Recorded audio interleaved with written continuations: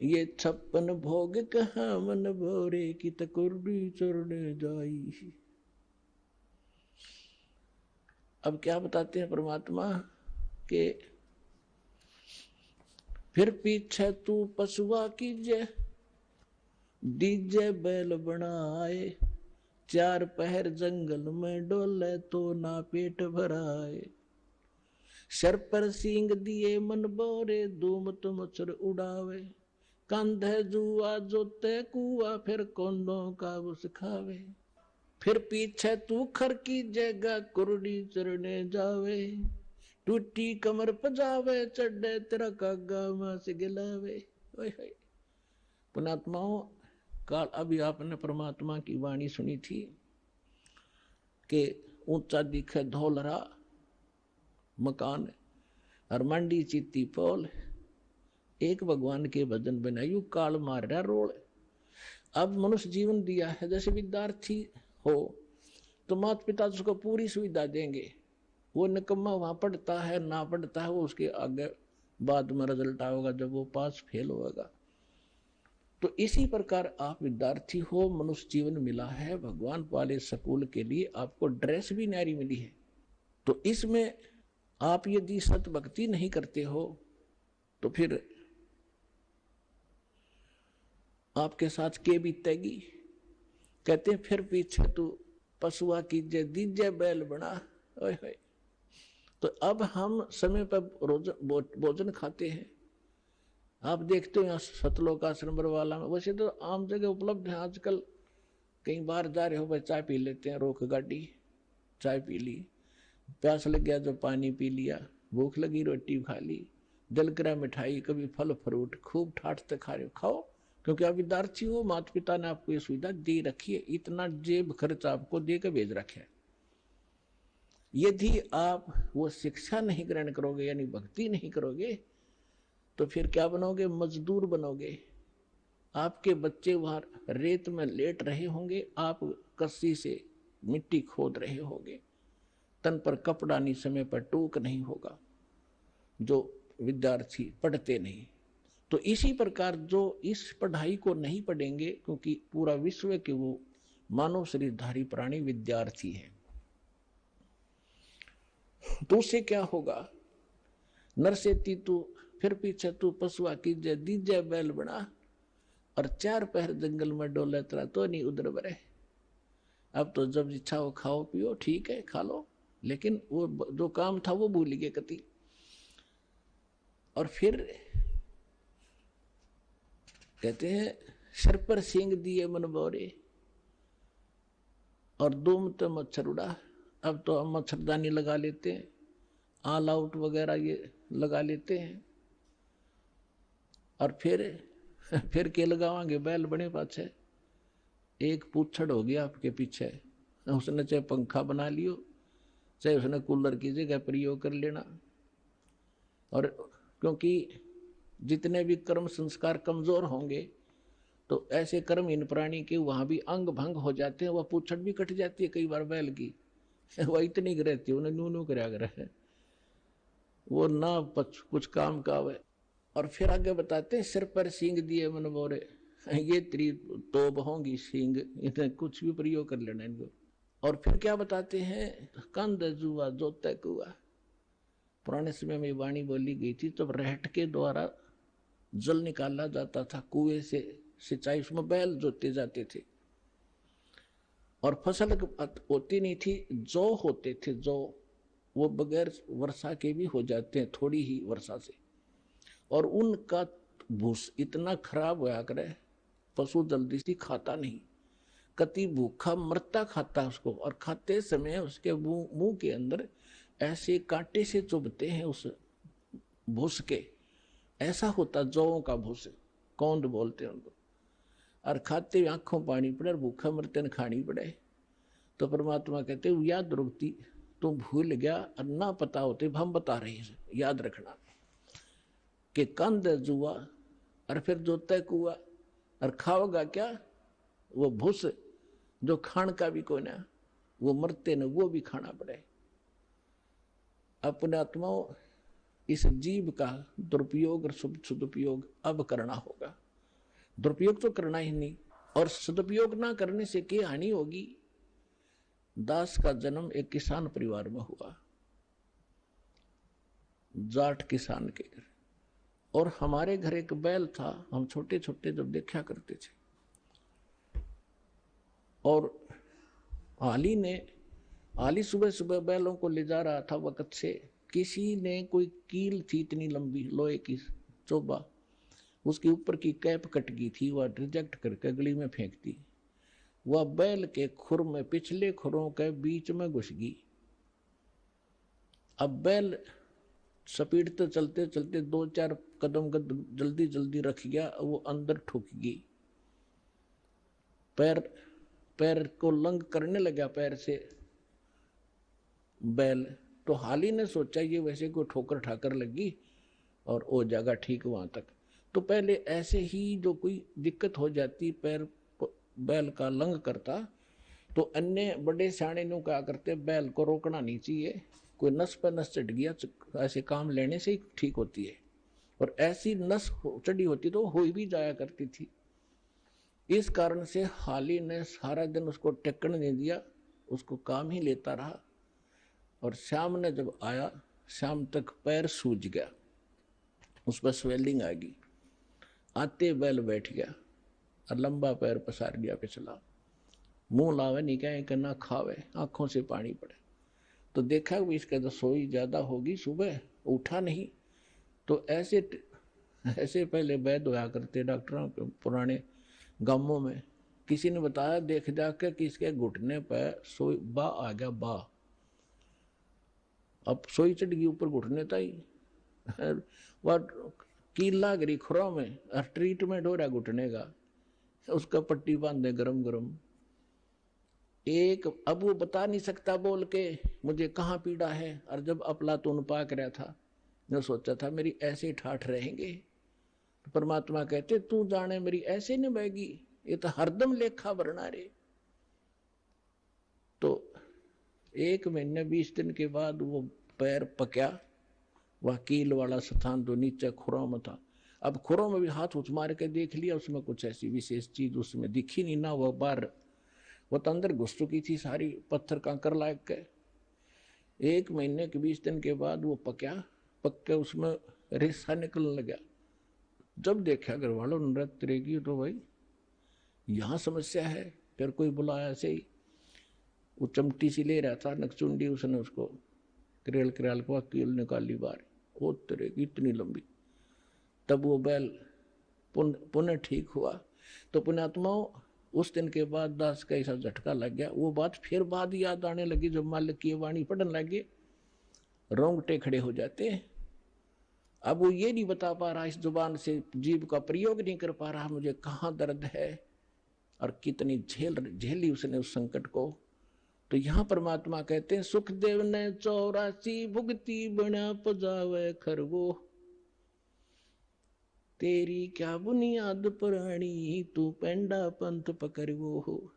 ये सूक्ष्म वेद है, इसकी एक एक पंक्ति का एक न्यारा न्यारा अलग अलग अर्थ बनता है। अब क्या बताते हैं कि सुखदेव एक ऋषि हुए हैं, महर्षि। उन्होंने भी 84 लाख योनियों का कष्ट भोगना पड़ा। और बना पजावे खरवो, वो कुम्हार के पुजावे पर गधे की योनि उसने भी भोगी। एक समय सुखदेव जी जब उसकी दिव्य दृष्टि काम करने लगी, पीछे आगे का उसको पता लगा, तब वो खुद बता रहे थे कि एक बार में बड़ी साधनाएं की, स्वर्ग भी गया, राजा भी बना, और फिर एक समय में गधे की योनि भोग रहा था। अंधा हो गया, धनी ने छोड़ दिया, कुमार ने 2 डंडे मारे और कर दिया चलता। मैं चलता चलता एक पगडंडी पर जाता जाता जंगल में पहुंच गया। वहां एक नाला था, इक्का दुक्का व्यक्ति वहां से आता जाता था। उस नाले के निकट जाकर मैंने सोचा जंप लगा ले, उसका मां फंस गया, आगे मुंह टिक गया, गर्दन और पीछे से कमर फंस गई, उसमें फेट हो गया, पुड़ी बन गया और पैर लटके नीचे। अब वहां किसी ने मुझे निकाला नहीं, क्योंकि सारा दिन में एक आध व्यक्ति जा उस रास्ते से, मेरी पुड़ी बना ली। 1 हफ्ता 10 दिन में भुगत का मेरा भूखा और प्यासा। अब मुझे वो सीन दिखाई देता है, मैं उठकर बैठ जाता हूं, अपनी भक्ति करता हूं। तो यहां परमात्मा कहते हैं सुखदेव ने 84 भक्ति, वो साधना करते करते सुखदेव जैसे ऋषि जो साधना तुम कर रहे थे जिन भगवानों की, उन पूजाओं को करते करते सुखदेव जैसे महर्षि भी 84 लाख योनियों में कष्ट उठा रहे हैं। और आपकी क्या अवकात है, तेरी क्या बुनियाद पुरानी, ये छोटी मोटी मंदिर में घंटी मार के और जय गणेश देवा करके तू पार हो जाएगा, या इस संकट से पार हो जाएगा। तू पेंडा पंथ पकड़, वो पेंडा यानी मार्ग, पेड़ा वे ऑफ वर्शिप, पूजा का वो मार्ग, वो रास्ता ग्रहण कर। कौन सा? जो हम बताने आए हैं, जिससे तेरा यहां भी सुख हो और परलोक भी सुधरे। तो पुण्यात्माओं प्रसंग चला था कि हम परमात्मा से डर कर रहें और उस परमात्मा पर विश्वास करें। और उसने हमें ये सिखाना चाहते हैं कि तुम भगवान पर विश्वासी बनो। अभी आपने परमात्मा के भोग के समय परमात्मा की वाणी सुनी थी, मोकू का ढूंढे रे बंदे मैं तो तेरे पास में। सब कुछ नकारा करके क्या बताया है, कहे कबीर सुनो भी साधो, मैं तो हूं विश्वास में। यदि आपको यह विश्वास हो गया Kabir is God, Kabir is supreme God, तो राहत भगवान देगा। और जो आपके मन में शंका संशय रहेगी तो मालिक सहारा दे नहीं पाओगा, आप केवल वर्क डन ही प्राप्त करोगे। तो उसके लिए दास का प्रयत्न रहता है कि आपके हृदय में सब शंका हटा के और परमात्मा को परमात्मा जचा दूं, और तभी आप आगे बढ़ोगे। जब आपको विश्वास होगा कबीर इज गॉड, इसलिए रह कर ये सत्संग सुनाए जाते हैं, प्रमाण दिखाए जाते हैं, ताकि आपकी शंका जड़ कति मूल से नष्ट हो जाए। और फिर कबीर साहब रह जाएगा। आज तो हम उसको कवि समझ कर रिजेक्ट करे बैठे थे, लाल को कौड़ी समझ रहे थे और कौड़ियों की गठड़ी बांध रखी थी। 36 प्रकार के देवता पूजा करते, उनको लाल समझ गए, हम डले ढो रहे थे। परमात्मा कहते हैं चारों युग में मेरे संत पुकारे, और कूक कहा हम हेल रे, हीरे माणक मोती बरसे, ये जग चुगता ढेल रे। हम चारों युगों में ये ज्ञान बताया कर चले गए, हमारा किसी ने नहीं सुना। ये पर भी लेन जात है दुनिया, हमारा ज्ञान किन्हें ना सुनिया। ये केदारनाथ पर जाकर मर गए हजारों की संख्या में, और हमारा ज्ञान किन्हें नहीं सुनिया। कितना आसान तरीका, कैसी यहां परमात्मा ने अपने बच्चों के लिए सुविधा दे रखी है। ये आपका पिता है, ये आपके पिता का घर है, अपने पिता के घर पर यह सुख प्राप्त हो सकते, इस पृथ्वी पर आपको मिलेंगे नहीं। तो प्रसंग चल रहा है, परमात्मा ये सिद्ध करना चाहते थे। परमेश्वर कबीर साहब जी एक झोपड़ी रहा करते थे, कपड़ा बुना करते थे, और कपड़े के बुनाई की जो मेहनताना आता था उसी से अपना परिवार पोषण करके दिखाते थे। परमात्मा का अपना कोई निजी परिवार नहीं था, उसका तो सारी सृष्टि परिवार है। उनका पत्नी नहीं थी, 2 बच्चे आपको बताया था, सत्संग में बहुत बार बताता है दास। लड़का एक लड़की, किसी की फड़क निकालने के लिए वह जीवित करे थे, और वो बच्चे फिर अपने बेटा बेटी रूप में रखे थे। 2 माता पिता थे, मुंह बोले, जन्म नहीं था उनसे मालिक का, वो निसंतान थे। कमल के फूल पर परमात्मा सतलोक से आकर विराजमान हुए थे, एक शिशु रूप धारण करके वहां से उठा ले गए थे। तो वो सब जब युवा लीला करते हुए युवा हुए तो दुल्हे का काम करने लगे, धारण कहलाए। परमात्मा कहते मात पिता मेरे कुछ नाही, ना मेरे गरदासी, हर दुल्हे का पुत्र आण को आया, जगत करे मेरी ऐसी। तो परमात्मा उस समय ये ज्ञान दिया करते थे, और साथ में ये एक रिहर्सल, एक एग्जाम्पल कोड करके चले गए कि संसार में मेरे तो निर्धन कोई नहीं हो सकता, और निर्धन होकर भी नीत साबित रखे। जैसे दास ने बताया था कि आपको यहां बुलाने का उद्देश्य है कि आपको सब क्रियाओं से परिचित कराऊं, परमात्मा के लाभ को प्राप्त लेने की विधि आपके हृदय में जचाऊं, ताकि आपकी नीत साबित हो, दान करने की नीत बने। और धर्म दान करे बिना उभर नहीं सकते आप। जैसे दास ने कहा था कि किसान ने फसल भी बो दी, बीज बो दिया और खाद पानी डालिया नहीं, तो सफल नहीं हो सकता। ओनली केवल मंत्र देने मात्र से आप सफल नहीं होगे। इसमें खाद पानी है, ये तो बीज है, मंत्र जो तीनों मंत्र है, और इसमें ये पांचों यज्ञ समझो खाद पानी है। तो ये प्रॉपर डालने पड़ेंगे, जैसे दास आपको गाइडलाइन बताता है परमात्मा की बताई हुई, तब आपकी भक्ति रूपी फसल पूरी होगी। तो उसके लिए परमात्मा भी यही क्रिया कराया करते हैं। जितना मेहनताना मिलता अपने निर्वाह के योग्य रख के बाकी को भंडारा धर्म में लगा दिया करते थे। कहीं सत्संग करने लग जाते, वहां भंडारा कर देते थे। अब परमात्मा साथ साथ एक तत्वदर्शी संत की भूमिका भी कराया करें, वो उनके विधान में है, उनकी लीला में है। तो ये ज्ञान सुनाया करते थे जो दास आपको बता रहा है कि तीन देव की जो करते भक्ति, उनकी को दे ना हो वह मुक्ति। जो भक्ति करते नहीं वो अपना जीवन नाश कर रहे हैं, और जो शास्त्र विरुद्ध साधना कर रहे हैं ब्रह्मा विष्णु महेश तक की, वो भी अपना जीवन नाश कर रहे हैं। ब्रह्म तक की साधना करने वाले भी अपना जीवन नाश करें।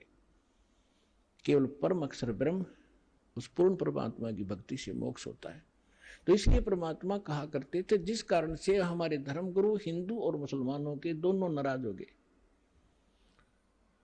उन्होंने हर तरह से ज्ञान से भी पराजित कर दिया दाता ने उनको। उन्होंने उनके साथ जुल्म ढाए कर उनसे मरे नहीं, हार कर वो थक गए। उन्होंने क्या स्कीम बनाई, उससे पहले सिकंदर लोधी उनका शेष हो चुका था, दिल्ली का सम्राट। उन्होंने क्या स्कीम बनाई कि एक बार सब ने इकट्ठा होकर कि इसकी बेइज्जती कर दो, वैसे तो काबू आ नहीं रहा, यहां से भाग जा काशी से, किसी तरह हमारा पीछा छूटा है, हमारी तो रोजी रोटी बंद करवा दी इसने। तो उन्होंने झूठी चिट्ठियां डाल दी सब आश्रम वालों के पास कि अभी कबीर नाम का एक व्यक्ति है, सेठ है, और वो काशी में रहता है इस कॉलोनी में, और ऐसे ऐसे 3 दिन तक भंडारा करेगा, सब आमंत्रित हैं। और साथ में एक और लिख दिया कि 1 असरफी यानी 10 ग्राम सोना, और साथ में 1 दोहर यानी बहुत बढ़िया कंबल टाइप होता था पहले, दौर बोले आते उससे, वो प्रत्येक खाने के बाद दक्षिणा में दी जाएगी। तो ये साधु संत बेचारे इसे पेट भर होया करते। इन सब चेले श्रृंगार लिए, चलो लुल्ला लंगड़ा था बिठा लिया गेल आश्रम में, जो बैठा था अंधा काना कि सारे चलो, प्रत्येक खाने के बाद 1 असरफी मिल लेगी, 1 दौर मिल लेगी, और वह अपने जो उनका हेड मुखिया उसके पास जमा होती, फिर वो चीज से उसको देते और बढ़िया भोजन मिलेगा। तो कहते हैं 18 लाख आदमी आ गए, ये साधु संत फकीर सारे, गिरी पुरी सब मंडलेश्वर। अब सुबह सुबह रविदास जी और कबीर साहब तकरीबन इकट्ठे रहते थे सारा दिन लगभग। तो सुबह सुबह रविदास जी घर से उठे, देखा बाहर मेला भर रहा, भाई पूछा कहाँ से आई हो तुम, कौन हो, क्या फंक्शन है आज तुम्हारा यहाँ इकट्ठा होने का। तो वो बाबा लोग कहते हैं कि काशी वाले तुम कौन सी दुनिया में रहते हो, तुम्हें पता नहीं, हम इतनी दूर से आ गए कि यहाँ कबीर नाम का कोई सेठ है, और ऐसी उस कॉलोनी में रहता, दुलाहों वाली कॉलोनी के पास, नीरू का पुत्र है।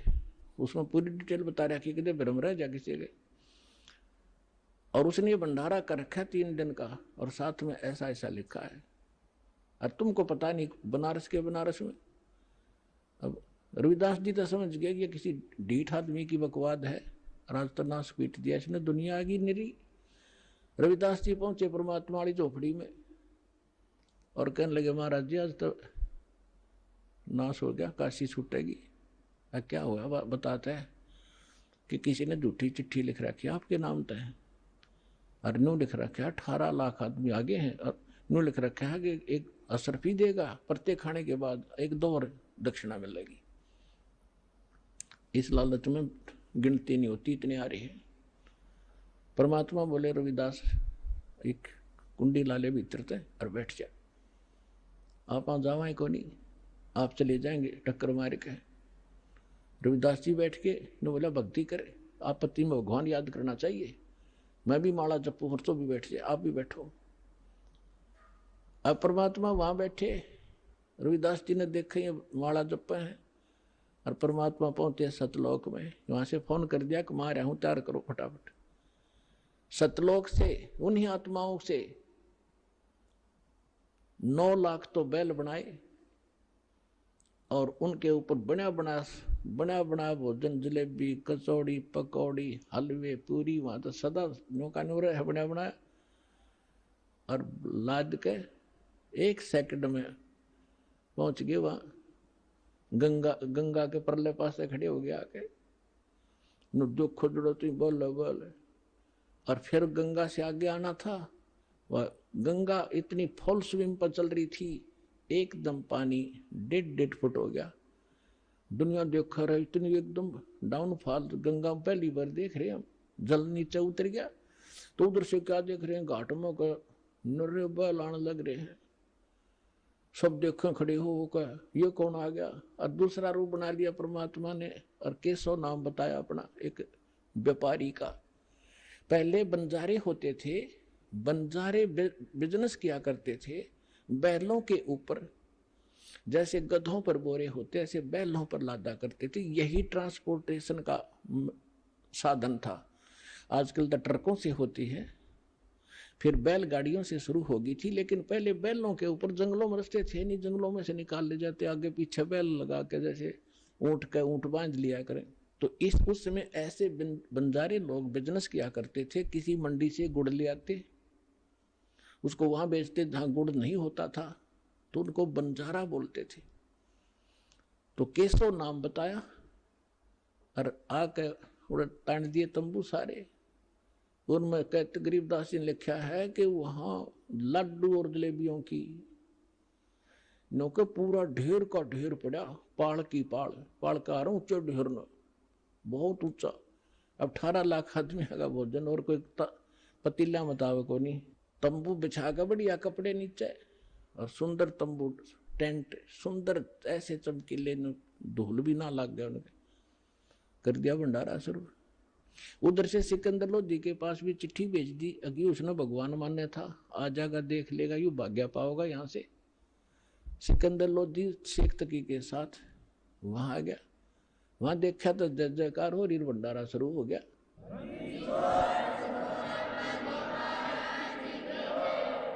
अब शेख तकी की तो मासी मर गई, पेट पकड़ के बैठ गया। उतने सोच कहा था कि आज पता लग जाए सिकंदर लोधी ने, इसने अल्लाह कहा करता यू। और जब देखा कि ये भंडारा कौन कर रहा, पूछा किसी ने, किसी से पूछा तो पता लगा कि यहाँ केशव नाम का व्यक्ति बैठा है। न्यू कहे मैं उसका पगड़ी बदल यार हूं, गरीब कबीर का, मैं कबीर जी का पगड़ी बदल मित्र हूं। और ये राजा ने जो पूछा कि आप कौन हो, कि केशव नाम है मेरा, आप क्या लगते हो गरीब, उसके कबीर साहब आपका क्या लगते हैं, कि मेरा मित्र है वो, पगड़ी बदल यार हूं मैं उसका। मेरे पास भी एक चिट्ठी गई थी उनकी कि कुछ छोटा सा भंडारा करना है, कुछ सामान लेते आइएगा मित्र। अब वो शेख तकी ने कह रहा, इसने छोटा भंडारा कहे, ये तो बेगन है वह। फिर तो वहीं बैठ गया। फिर सिकंदर लोधी ने तो दर्शन करने से अपने परम पिता के, तुझसे पूछा कि भगवान कहाँ है, कबीर साहब कहाँ है। केशव से पूछा। केशव ने कहा उनका दास जो बैठा है, उनको क्या आवश्यकता आने की, मौज है, आएंगे जब आ जाएंगे, मर्जी के मालिक है वो। तो सिकंदर लोधी ने सोचा भाई इतनी दूर आया हूं, पहले दर्शन करूं। उनकी झोपड़ी पता करके वहां पहुंचे। साथ में अंगरक्षक हाथी पर बैठ कर गए। तो जाके नीचे उतर के सिकंदर लोधी ने दरवाजा खटखटाया। रविदास जी कहने लगे महाराज जी तो आगे दिखे। वो आगे दिखे, वहां से चलकर ढूंढ ली झोपड़ी अपनी। कबीर साहब बोले बोला मत, पिटन दे कवाड़े ने। तब सिकंदर लोधी ने कहा कि हे भगवान, हे अल्लाह के रूप, दरवाजा खोलो। परमात्मा बोले, वो तो जाने थे पता था। फिर उन्होंने कहा कि मैं, परमात्मा ने बोला कौन है भाई तू? कि मैं आपका दास हूं, सिकंदर दिल्ली से आया हूं, एक बार दरवाजा खोलो परवरदिगार। परमात्मा बोले नहीं राजन, मैं तो बस इंतजार कर रहा हूं कि कब दिन सूर्य अस्त हो, अपने परिवार ने लेकर भागूंगा यहां से, ये मुझे जीने नहीं दे रहे। अब सिकंदर लोधी ने कहा कि हे परमात्मा, यदि मैं आपसे परिचित ना होता तो आप मुझे भी आज बहका देते। मैं अब आपकी बहकाई में नहीं आ सकता, मैं आपको पहचान चुका हूं, आप अल्लाह अकबर हैं। दास को दर्शन दर्शन दे दो, बस एक बार दरवाजा खोल। तब परमात्मा ने कहा रविदास जी खोल दे खिड़की। दरवाजा खोल दिया।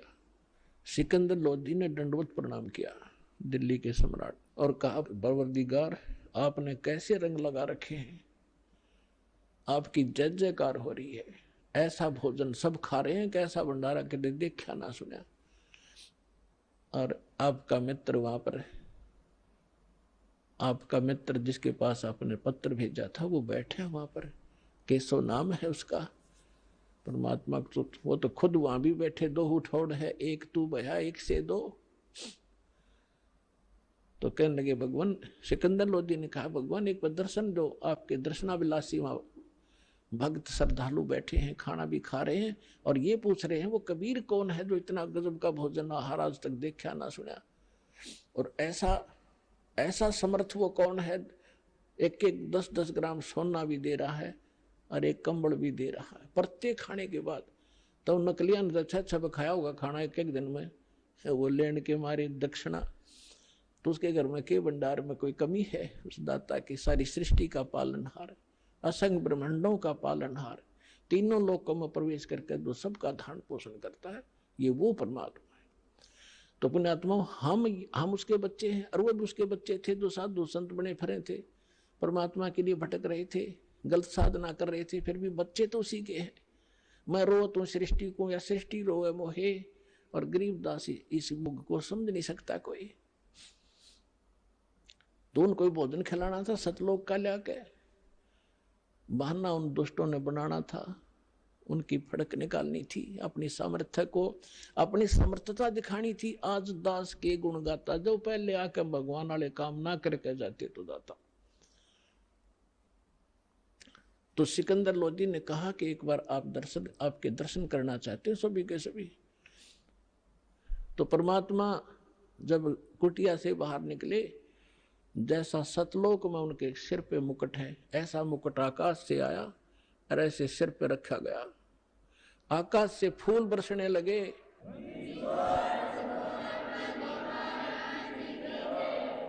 सुंदर मनोहर मुकुट पहन के परमात्मा, और ऊपर से आकाश से फूल बरसने लगे परमात्मा के ऊपर। सिकंदर लोधी ने अपने हाथी पर बैठाया, अपनी अंबारी में, साथ में रविदास जी। कबीर साहब बोले आजा भाई मित्र तू भी। वो और रविदास जी चंवर कर रहे थे पहले। सिकंदर लोधी ने कहा भगत जी आप तो डेली सेवा करते हो, दास को भी दे दो। तो सिकंदर लोधी ने चंवर पकड़ा, जैसे आप देखते हो पाठ के ऊपर बच्चे करते हैं, महापुरुषों पर ऐसा ये चौर किया जाता है।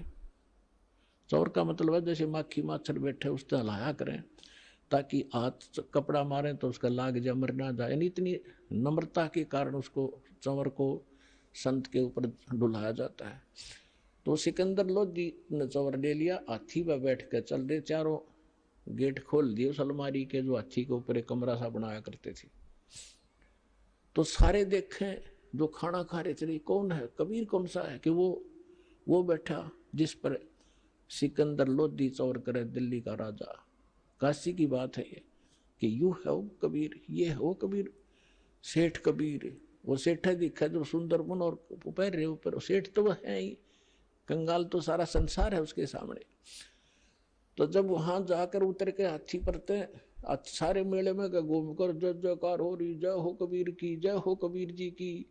वाह भाई सेठ बड़े मोहन भोजन कराए, बड़े ठाठ हुए, ऐसा सब जय जयकार करें, जो रोटी खा हुए गुण गावे। फिर वहां से एक उस केशव बैठा था जिस टेंट में, वहां से एक सेवादार गया और करबद्ध होकर कहा कि महाराज आपको आपका मित्र याद कर रहा है केशव। तो सिकंदर लोधी, रविदास जी और परमात्मा उतर के हाथी से नीचे चल पड़े। जब उस टेंट में गए, टेंट को केवल सीलिंग छोड़ दी, ऊपर कर दिया उसको ऐसे, और क्या नीचे एकदम सामने देखते देखते एक सुंदर मनोहर पलंग आया, उसके ऊपर इतने सुंदर गद्दे बिछ गए, इतने बढ़िया उसके ऊपर एक चद्दर बिछ गई जिसके हीरे मोती लाल जड़े हुए थे। उस पर बैठ के भगवान बीच में जच गए। सामने दूसरे रूप में केशव बैठा है और एक रूप में मालिक कबीर रूप में बैठे। राजा और सब प्रजा नीचे बैठकर सत्संग सुन रही है। कहते परमात्मा ने 24 घंटे तक सत्संग सुनाया उन प्यारी आत्माओं को। अब देखो वो भटक रही थी, साधु संत बन रहे थे, और कारण के बनाया, और 3 दिन का सत्संग परमात्मा ने ढूंढा ठाया। लाखों वो भक्त जो डले ढो रहे थे परमात्मा के शिष्य हुए, और वो फिटे मुंह हुए जो बकवाद करे थे। बोलो सतगुरुदेव।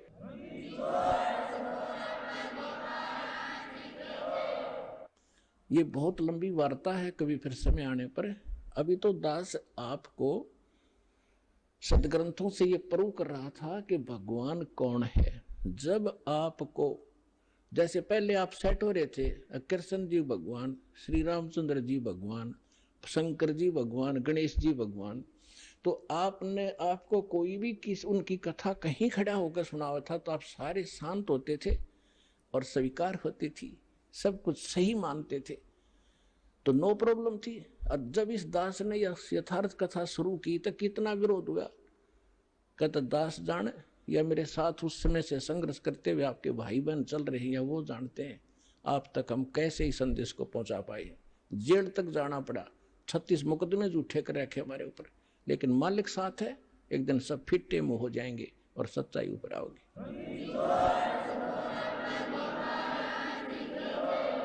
तो एक बार आपके हृदय में जब ये पक्की हो जाएगी पूरे विश्व के कबीर इजगोट, फिर ये कथा सुनाया करूंगा और वो अमृत वाणी सुनाया करूंगा जो हृदय में जाकर लगेगी प्रत्येक प्राणी के। अभी इतना समय नहीं मिलता क्योंकि इसमें बहुत प्रकार के पॉइंट भी बताने पड़ते हैं, फाउल पॉइंट भी बताने पड़ते हैं, और पहली कक्षा का बालक भी पहले दिन आता उस वाला भी सत्संग साथ सुनाना पड़ता है। तो जिस करके ये थोड़ा सा समय कम मिलता है। फिर क्या होता है, शेख तकी कहते हैं नीच आत्मा तो नीचा भाषा रखता है। अब कई बार क्या कहते हैं, जो घना निकम्मा आदमी होता है वो किसी की बड़ाई नहीं कर सकता, नीच व्यक्ति बुराई तो कर सकता है।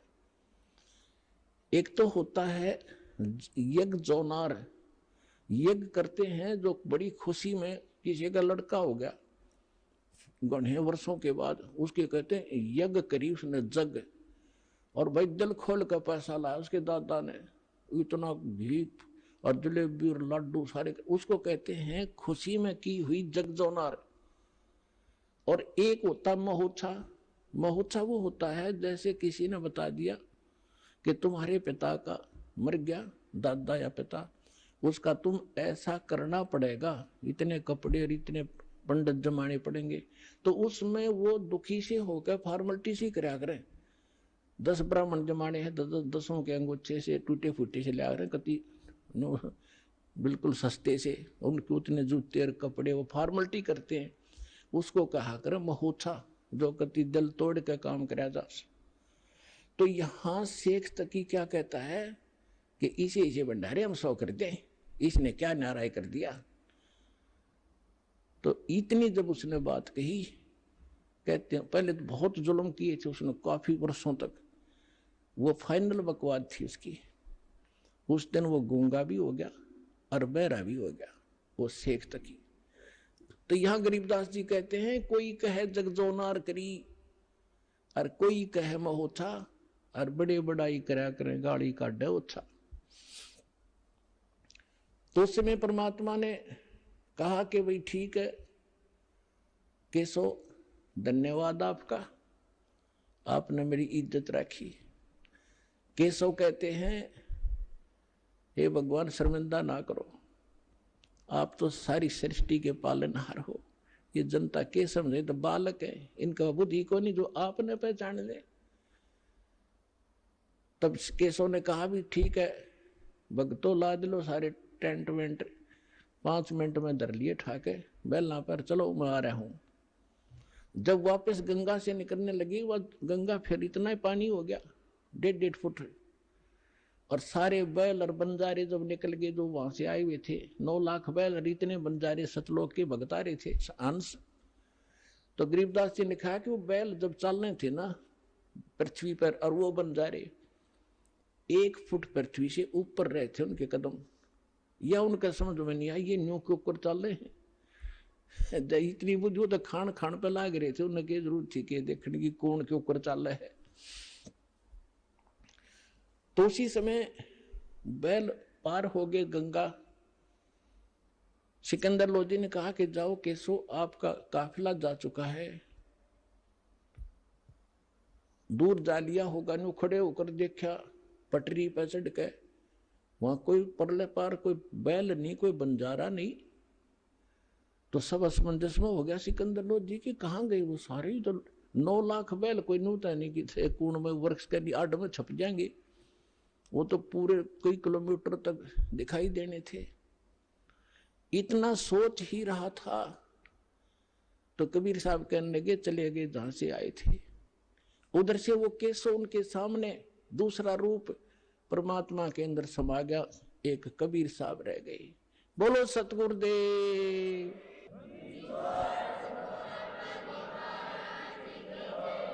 तो परमात्मा कहते हैं कल्पे कारण कौन है, कर सेवा निकाम, और मन इच्छा फल दूंगा जो पड़े मेरे तक काम, पड़े धनी से काम। परमात्मा कहते हैं साई इतना दीजियो जा मैं कुटुंब समावे, हम भी भूखे न रहे अतिथि न भूखा जावे। भगवान से मांगने का तरीका बताया परमात्मा कि घना मत मांगया करो, इतना मांगो कि परमात्मा हम भी भूखे ना रहे, और द्वार पर कोई अतिथि आ जाओ भूखा ना जा, इतना जरूर दास को देना। तो ये परमात्मा ने उदाहरण दिया है कि तुम मेरे की तरह नो विश्वास करो उस मालिक पे, और तू कर सेवा निकाम, निष्काम भाव से पूजा कर और दान धर्म करता रहे। जब कभी कोई आपत्ति आवेगी, जब देखना मेरे हाथा बदर लूंगा अपने बच्चे को, सारा संसार देखता रह जाएगा।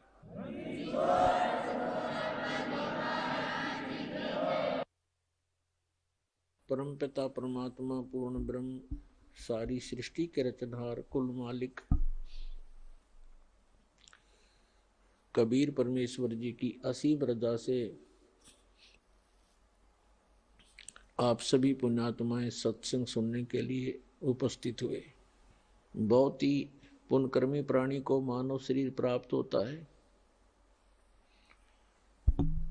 और उससे भी पुण्यकर्मी वो मानव शरीरधारी प्राणी है जिसके अंदर परमात्मा की प्रेरणा बनी हुई है, और उससे भी पुण्यकर्मी वो प्राणी है जिसको सतगुरु मिल जाते हैं। जैसे एक इंग्लिश वर्ड है गुड बेटर बेस्ट, तो वो बेस्ट क्वालिटी के भक्त हैं जिनको मनुष्य शरीर के अंदर सतगुरु प्राप्त हो जाते हैं। तो आप वो पुण्यात्मा हैं उस बेस्ट क्वालिटी के, आप जी को परमात्मा ने दया करके सतगुरु मिला दिए। कहते हैं जिस दिन सतगुरु भेंटियो सो दिन लेख जाने, बाकी समय व्यर्थ गयो बिना गुरु के ज्ञान। परमेश्वर कबीर जी यथार्थ भक्ति मार्ग को स्वयं ही बताने के लिए इस धरातल पर आते हैं क्योंकि परमात्मा के ज्ञान को परमात्मा ही बता सकता है, जीव की संज्ञा नहीं है कि वो उसकी बुद्धि वहां तक पहुंच सके। तो पुण्यात्माओं, परमात्मा ने दया करी है, वो प्रत्येक युग में आते हैं, ये ज्ञान सुनाते हैं। कहते हैं मानुष जन्म पाए कर जो नहीं रटे हरि नाम, जैसे कुआ जल बिना बनवाया क्या काम। जिस प्रकार कितना ही सुंदर कुआ हो, उसमें जल ना हो, बढ़िया उसका स्ट्रक्चर बना रखा हो, उसके ऊपर अच्छी छतरी छुतरी लगा रखी हो, और जल उसके अंदर है नहीं, उसका नाम भले ही कूप है, कुआ है, लेकिन गुण कुएं के नहीं है। ठीक इसी प्रकार मानव शरीर प्राप्त प्राणी यदि परमात्मा की भक्ति नहीं करते हैं तो वो ऐसे हैं जैसे जल रहित कुआ होता है। फिर परमात्मा बताते हैं मानुष जन्म दुर्लभ है, ये मिले न बारंबार, जैसे तरुवर से पत्ता टूट गिरे वो बोर न लगता डर। साथी हमारे चले गए हम भी चालन हार, कोई कागज में बाकी रह रही तात लगी है वार। वो पृथ्वी पति चकवे गए जिनके चक्कर चलंत, रावण सरीखे कौन गिने भाई ऐसे गए अनंत। मर्द गर्द में मिल गए वो रावण से रणधीर, कंस के सी चाणूर से भाई हरणा कुश बलवीर। तेरी क्या बुनियाद है तू जीव जन्म धर लेत, गरीब दास भगवान की भक्ति बिन तेरा खाली रह गया खेत। अपने आत्माओं, परमात्मा ने आके जानकारी दी है कि आप ये सोचकर गलती करते रहते हो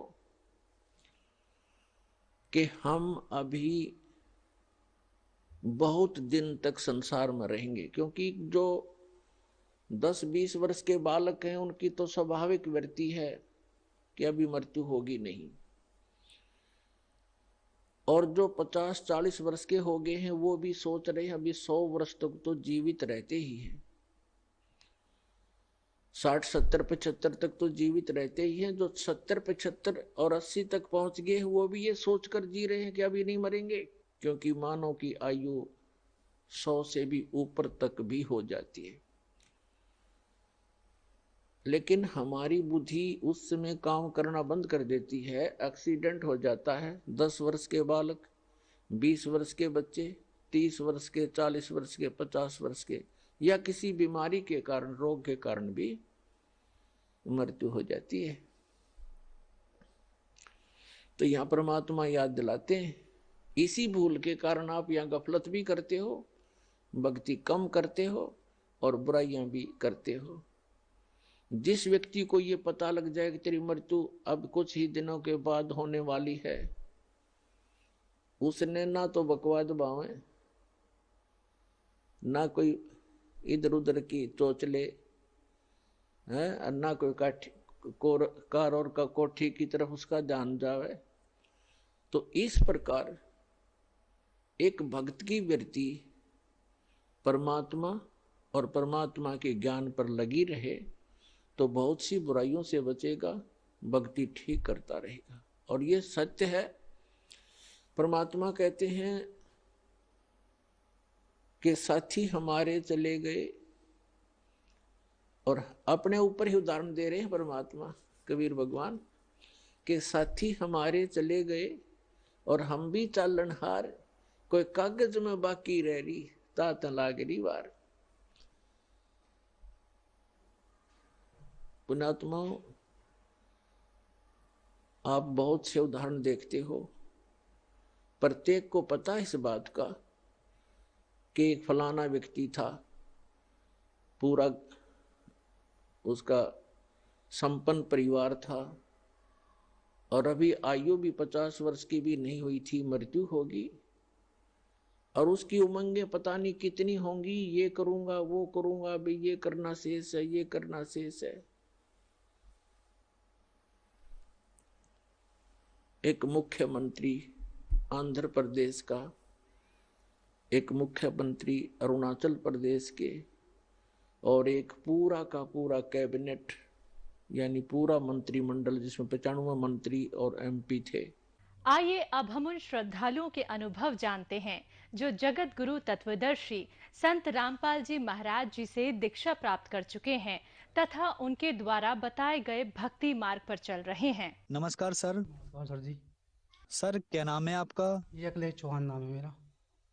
अखिलेश जी आप कहाँ से हैं? जी मैं काशीपुर जिला उधम सिंह नगर उत्तराखंड से आया हूँ। अखिलेश जी, संत रामपाल जी महाराज से नाम दीक्षा आपने कब ली? जी संत रामपाल जी महाराज जी से दीक्षा मैंने 2013 7 फरवरी को ली। अखिलेश जी, संत रामपाल जी महाराज से नाम दीक्षा लेने से पहले आप क्या भक्ति साधनाएं करते थे?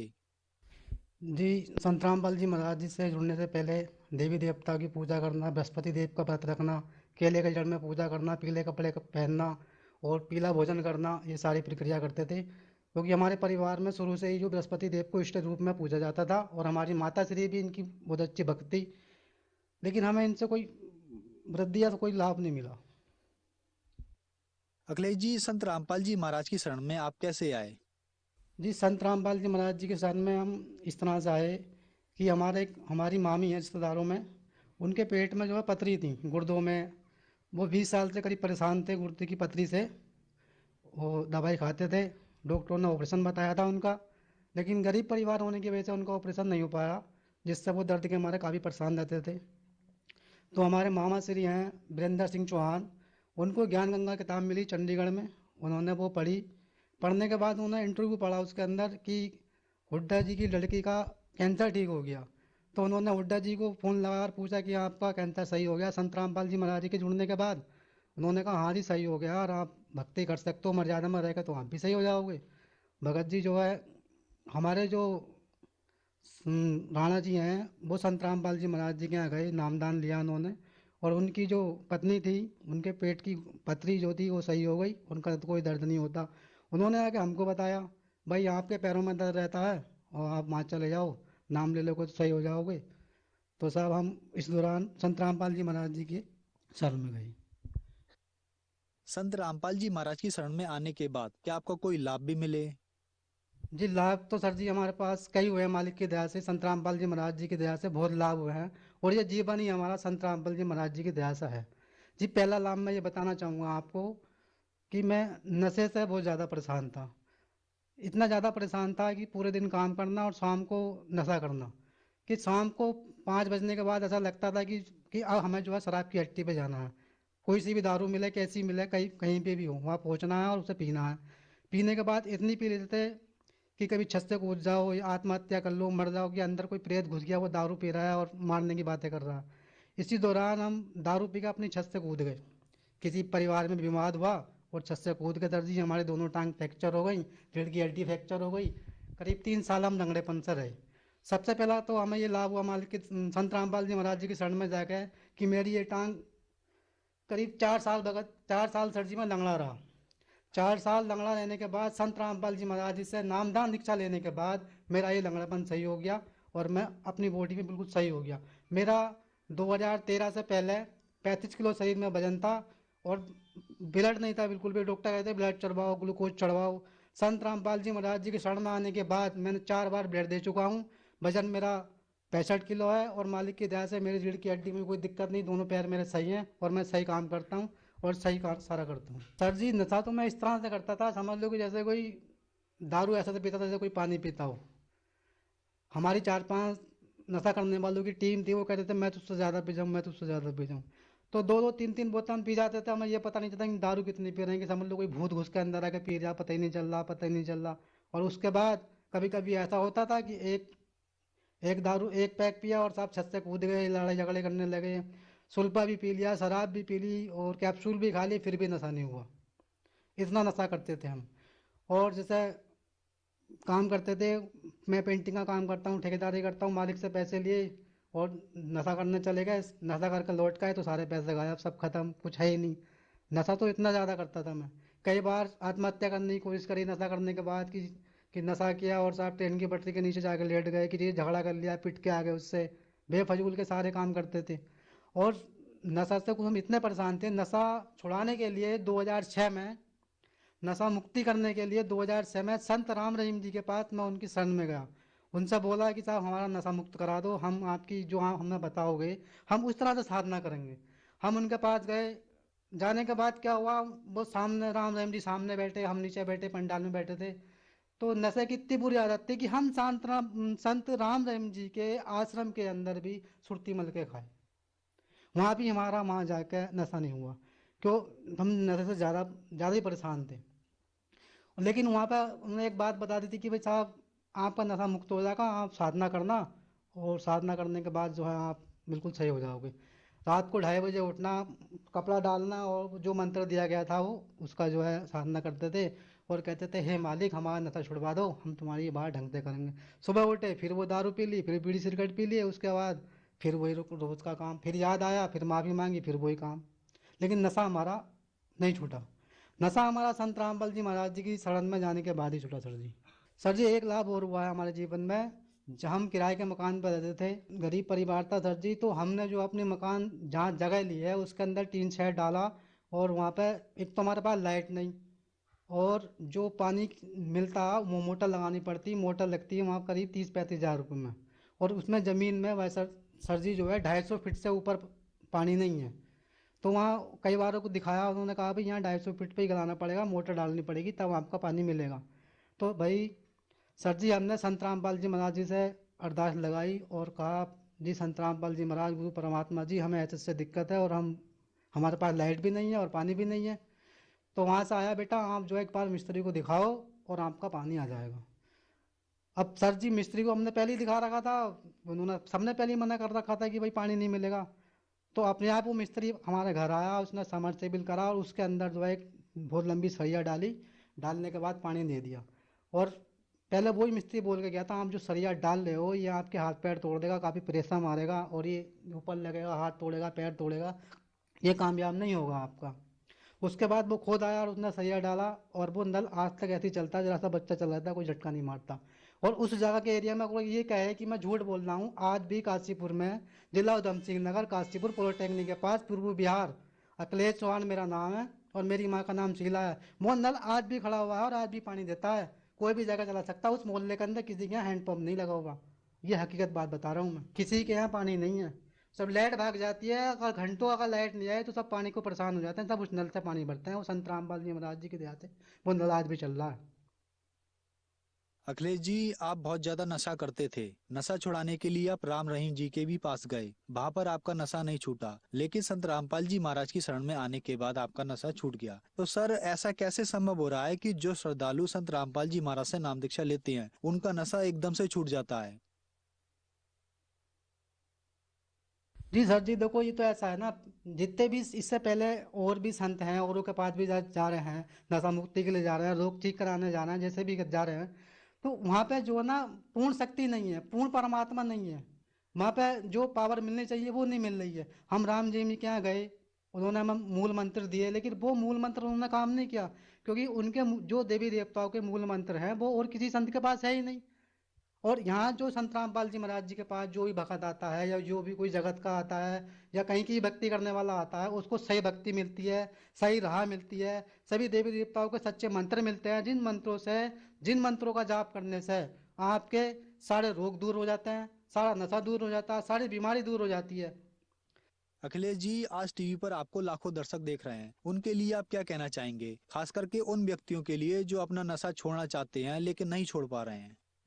देखो सर जी मैं उनके लिए ये कहना चाहूँगा, सबसे पहली बात तो यह है कि बंदा नशा खुद नहीं करता, उसको एक आदत पड़ जाती है करने की। फिर कुछ हमारे पितर पूत प्रेत ऐसा होता है, वो अंदर घुस जाते हैं बॉडी के अंदर, वो नशा करता रहता है, हमें पता नहीं चलता हम कर क्या रहे हैं। और आपने अपना जीवन सुखी बनाना है, अगर आपने अपने बच्चों को पालना पोसना अच्छा करना है, अगर अपनी अपनी अपने परिवार में, अपने समाज में, अपनी जगह पे इमेज बनानी है, तो आपका नशा जब ही छूटेगा जब आप संत रामपाल जी महाराज जी के शरण में आओगे और उनसे नाम दीक्षा लेके भक्ति करोगे।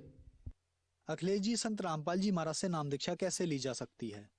सर जी, संत रामपाल जी महाराज जी से दीक्षा लेने के लिए विभिन्न चैनलों पे सत्संग चल रहे हैं और आप उन पर संपर्क करो। पुस्तक ज्ञान गंगा, जीने की राह, गीता तेरा ज्ञान अमृत, ये उनके संत रामपाल जी महाराज जी के भगत जो है वो बांटते हैं, फ्री सेवा करते हैं। उनको पढ़ो, उनसे लो, समझो और संत रामपाल जी महाराज जी से दीक्षा लीजिए। धन्यवाद सर। सर साहिब।